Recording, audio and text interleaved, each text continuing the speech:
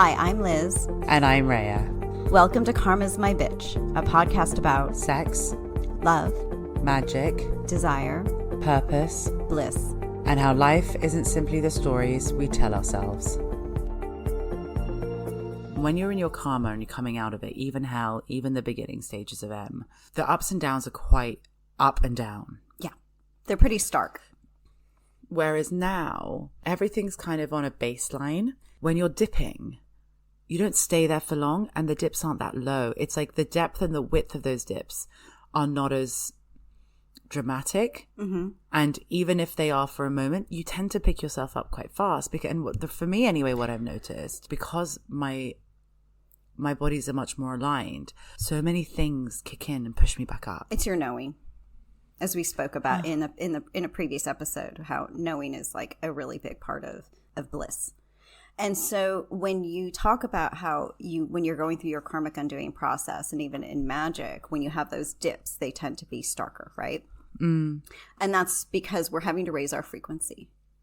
But to raise frequency, to bring awareness, really requires us to dip low enough that it becomes ingrained in us. So we don't go that low again, right? Because we're like, I do know touching that hot iron does not feel good. But we need to know that on all the levels, which is why it could feel so hard. It could feel so, and maybe we do it a few times. But when you have that, when you start to operate from that, a higher vibration, as you're on the path to bliss, or you're coming into, you're in magic, but you're starting to like really get to happiness or whatever that baseline for you is. And you start to dip. It's almost like a trampoline. The mechanism is much more of a bounce. Yes. So I feel icky. I don't know why. Within 6 hours, that's why. Exactly. And then you come right out because you can't stay down there anymore. You literally cannot. That frequency does not exist for you. So you cannot even like reach it anymore. It's almost like barely getting your toe into the water before you're like, that's not the right temperature for me. And then you're like, out. Yeah. And then you're out. And it's funny because you're sitting there and you find your mind going, well, let's go down these old familiar paths. Like pathways. It's like visiting an old friend. Like let's go down. Let's see like what happens if everything doesn't work? What happens if, and you're there for a bit and then you're like, no, I don't need that. You can't. It's not even that you don't need it. It cannot even exist for you anymore. I can't do it. Yeah. That's why. And I feel I said to you, I feel like I'm trapped in this when I was in a kind of one of those moments. Mm-hmm. I said to you, I feel like I'm trapped in this place where I'm doubting my faith, but my faith is immutable at exactly the same time. Yeah. And because I feel like I'm wider, deeper, more expanded, I can hold both of those things at the same time. It's not either or anymore, which means that immutable faith part doesn't allow me to go too far. Even if I'm facing that maybe it's not, but it also is. It's fucking fascinating for someone whose mind has always been so calculating to be able to see everything everywhere all at once, I guess, in a way. Yeah. But it's not just faith that's immutable, it's your knowing. I'm so proud of it. But this kind of up and down, or sort of the tumultuousness that could sort of mark the early path to bliss, happens because, first of all, our separation world sucks. Like, let's just face it, God. The shit going on in the world. I mean, the whole point of this, like, karmic undoing process and this entire exercise of Karma's My Bitch podcast is to give people perspective. So that way, as they sort of see the world going through its shit, understand that it doesn't have to be that way forever or for long if we're taking care of our own karma. So that's one of the reasons why we still might experience a certain amount of tumultuousness, as you kind of said, a sort of up and down. Even if you're not staying in the down, there's still the up and down. And the second reason is that we have our own internal development going on, which has to do with, developing greater power, which bliss requires, right? That divine power, which we've touched upon once we're on this path to bliss, but we might need to cultivate more of. It's sort of like when we're going through the karmic undoing process and practicing magic, we have that resilience that we're developing. This is like beyond resilience. It's really, I don't give a shit kind of And it's power. funny because what popped into my head was how in one of the episodes a while ago, we discussed how knowing becomes the thing that supersedes all the others.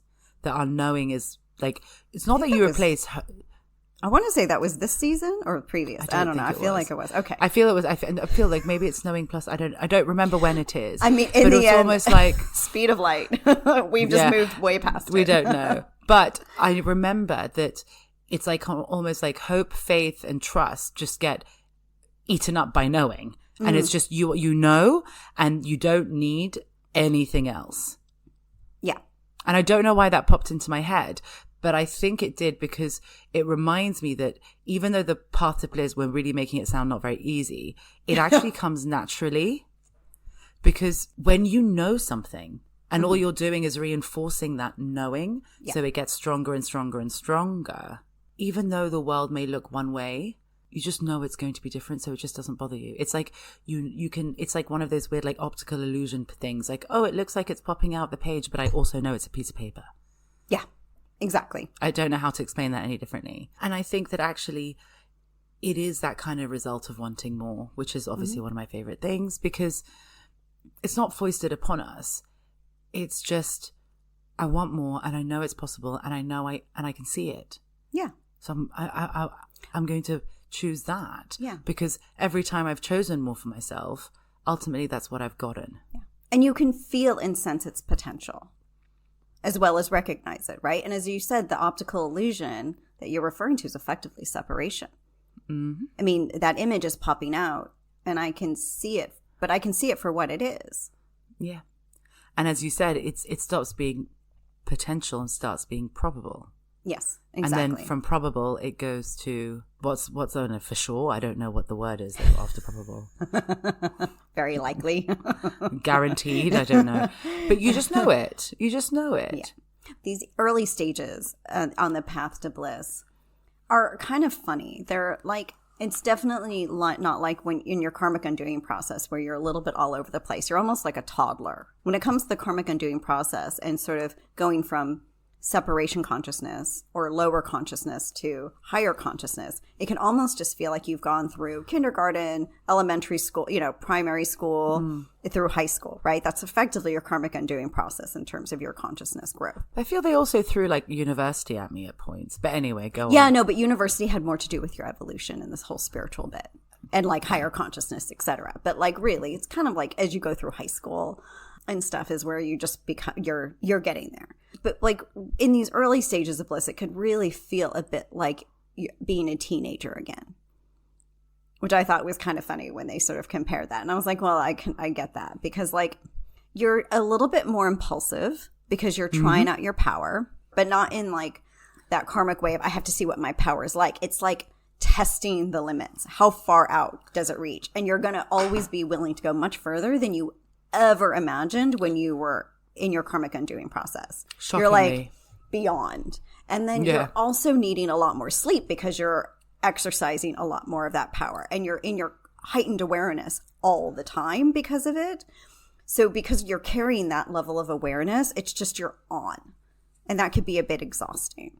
And the little bit of cranky. You're just kind of like, because you're kind of tired, because you're feeling a bit more sensitive, because of that heightened awareness, everything could just kind of bug you a little bit. Mm-hmm. Yeah, but most of all, I feel like just like impatience. Yes, like not in like my sense it needs to happen now or it means nothing. Which, by the way, it's just definitely still my issue. But more like wanting everything at once. Yes, which is the hallmark of bliss. So you're almost wondering why isn't it right now? Yes. Which I know, because I know it can be possible. I understand that that's the potential that resides within bliss, the everything all at once sort of concept. But why not right now? And then what happens is that I'm like, oh, then it's not happening at all. Whilst also I know that it will. It's a very weird place to be. You're like, I'm finding this slightly unpleasant, yet interesting and fascinating. It's quite the experiment, isn't it? But you know what? You'd think that after our karmic undoing process and going through hell and living in our fate, that we'd be patient. You would think, right? But no, it's really the opposite. It really is, because I feel like I was so used to things unfolding, and now it feels like things are going really slowly. And I'm like, but I want all of this, and I know I need this to start now. Mm-hmm. So why is it not? I mean, the thing is that happens for 3 reasons. And the reasons they gave me, I was kind of like, blah, blah. But having gone through this, they're not wrong. So I was like, and the first one has to do with finding our feet in this new plane of existence.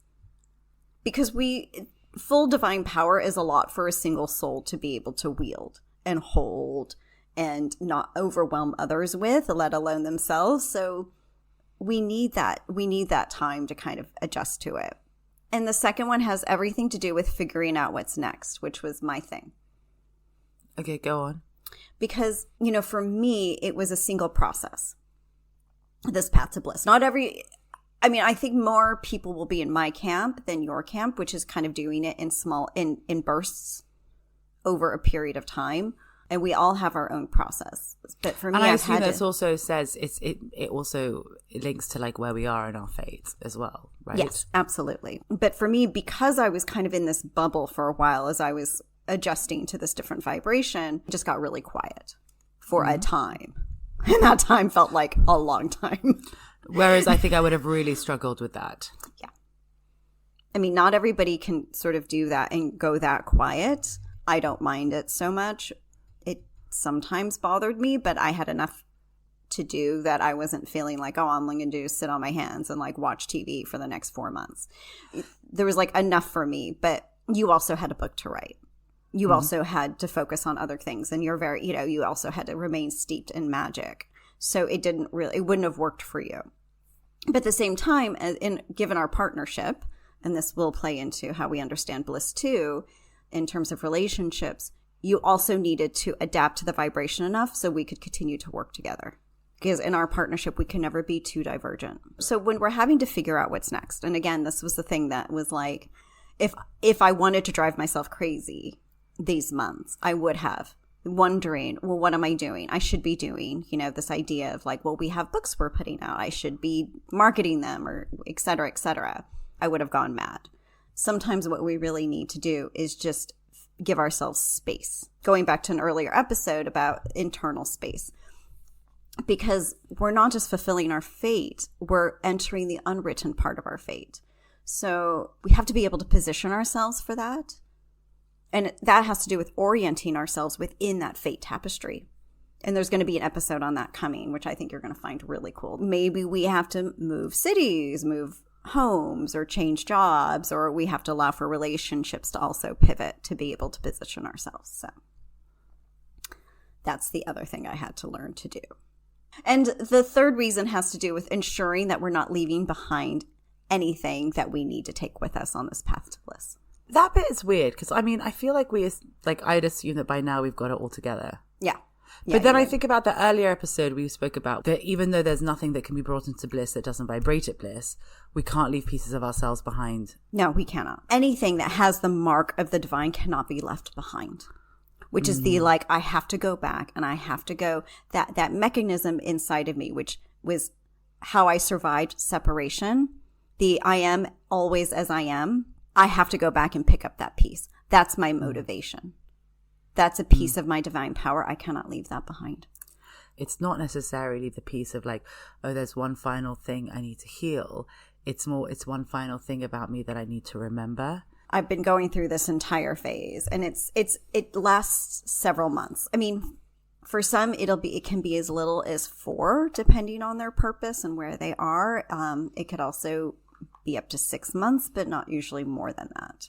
This phase that we're talking about of these 3 steps, the finding your feet and figuring out what's next and ensuring that there isn't a single thing that's been left behind, that gets determined by one of 2 things.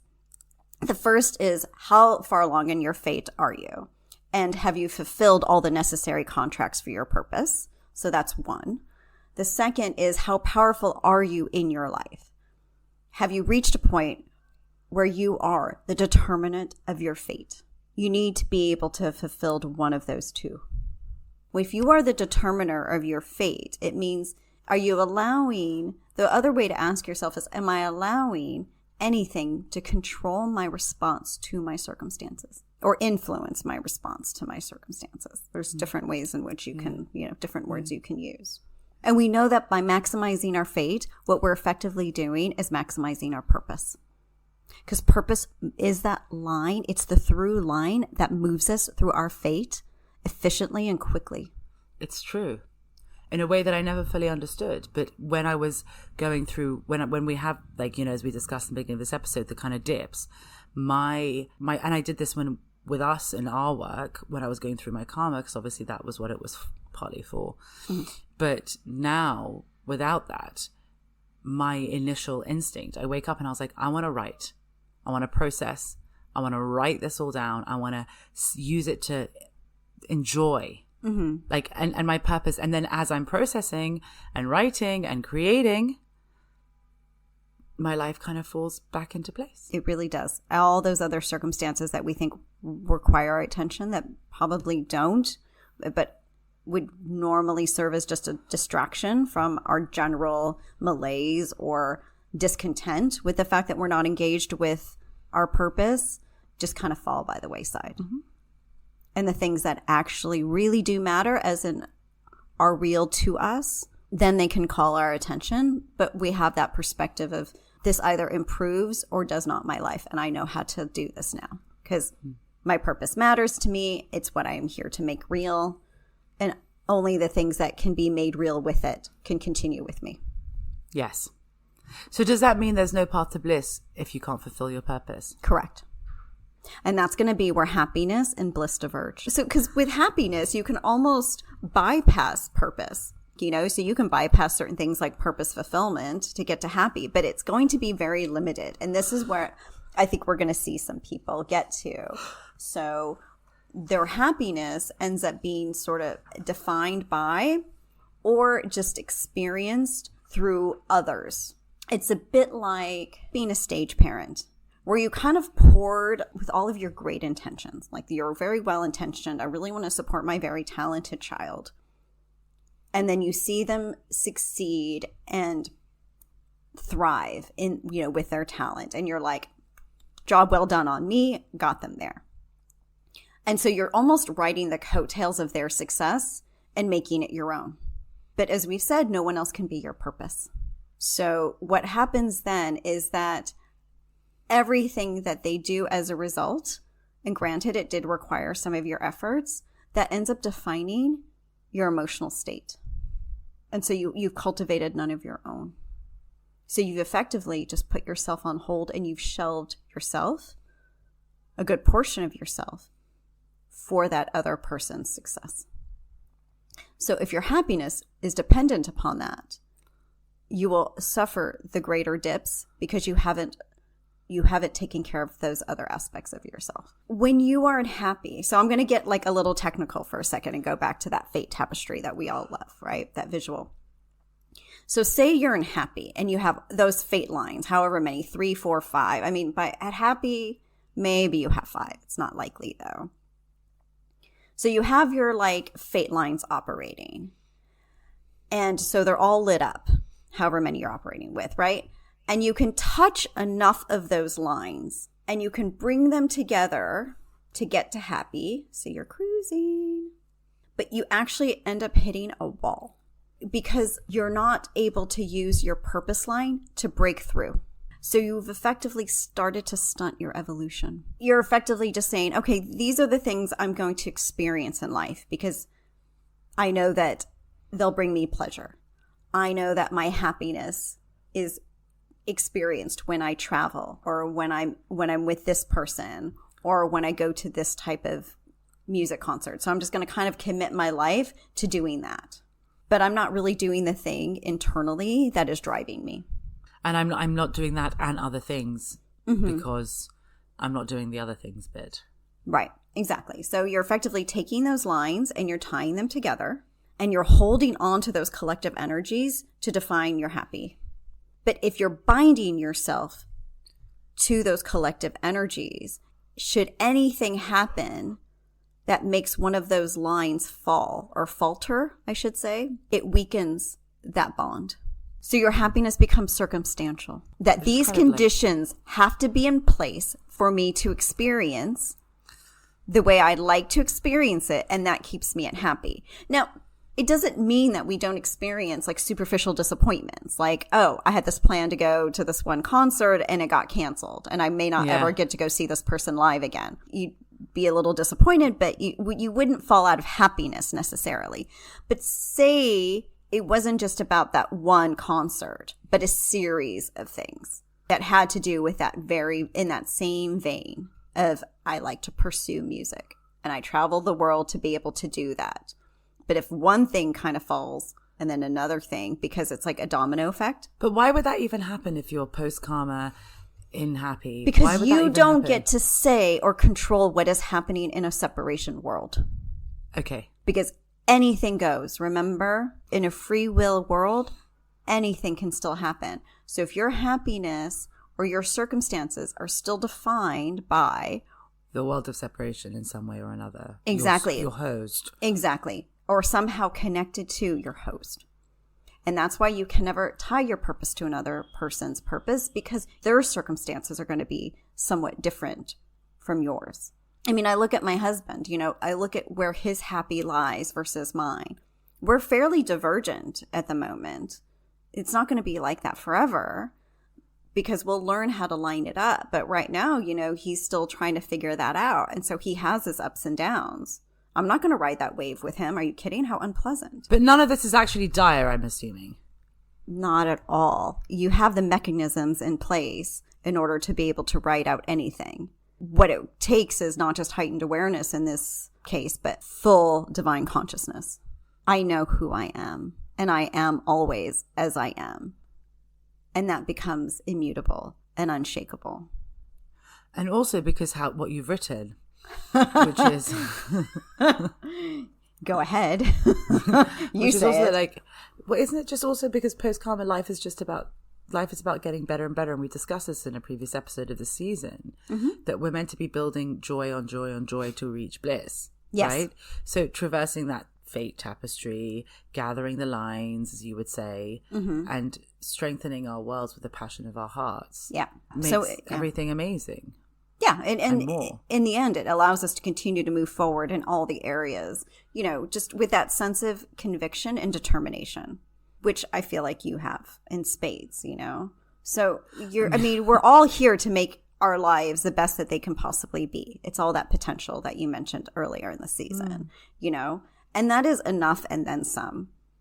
If we're always being able to recognize the potential of what can be from this place of heightened awareness and full divine consciousness, then it's just as good as it already existing on this earth plane. So in the end, bliss is definitely possible. Like you said, I realized at some point more than anything, I had come here for this. And so it's really up to us whether or not we want to be able to explore that possibility or stop at happiness. That's really our choice. And neither one is better or more right or correct than the other. It's just a matter of choice. And so we can either just see how far we want to take it and see that it can be utterly magnificent, so we could sort of reach our fullest potential, or not. This episode is brought to you by Karma Magic Bliss. For more information, resources, and links to our books, check out our website, karmamagicbliss.com, and Karma Magic Bliss across all socials. And if you liked what you heard, please subscribe and leave us a review.